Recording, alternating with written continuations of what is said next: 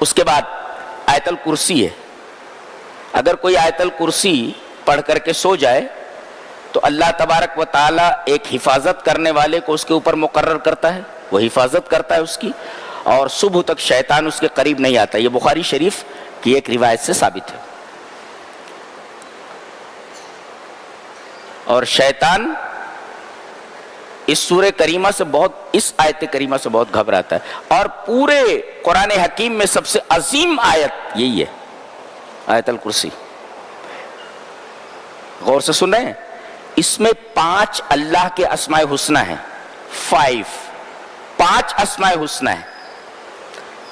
اللہ لا الہ اللہ اس کا نام ہے, الحی 2, قیوم 3, اور علی العظیم, علی اور عظیم, یہ 5 اللہ کے اسماء حسنی ہیں.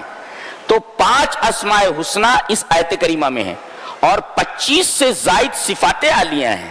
5 نام ہیں اور 25 سے زائد صفات ہیں. مثلا ایک صفت یہ ہے, لا تاخذہ سنۃ ولا نوم, اسے اونگ نہیں آتی اور اسے نیند نہیں آتی.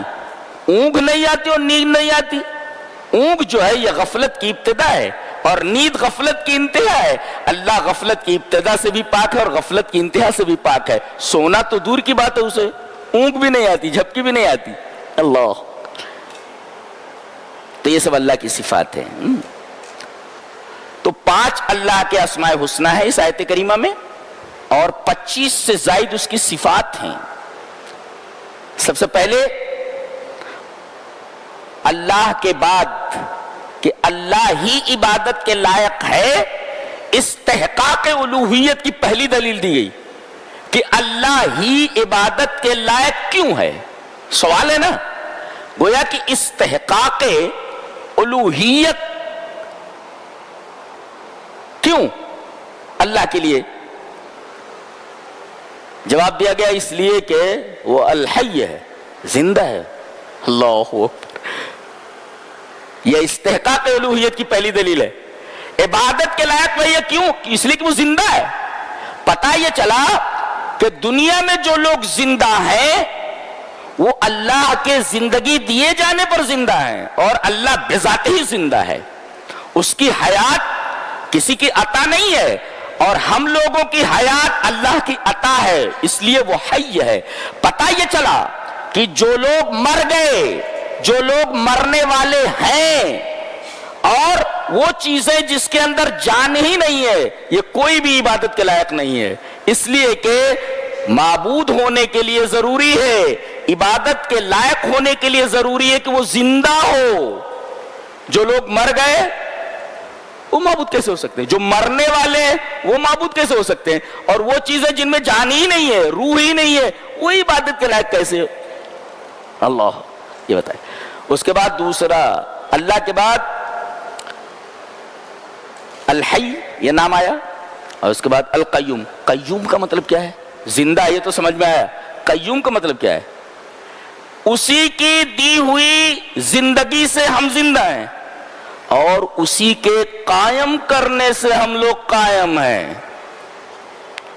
کائنات کی ہر شے اسی کے قائم کرنے سے قائم ہے. اس کو یوں سمجھاؤں کہ کائنات کے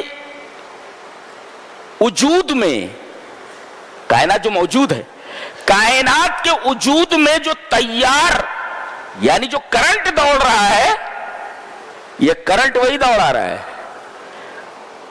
اور انقطع هذا التیار يتحول الكون الى صفر.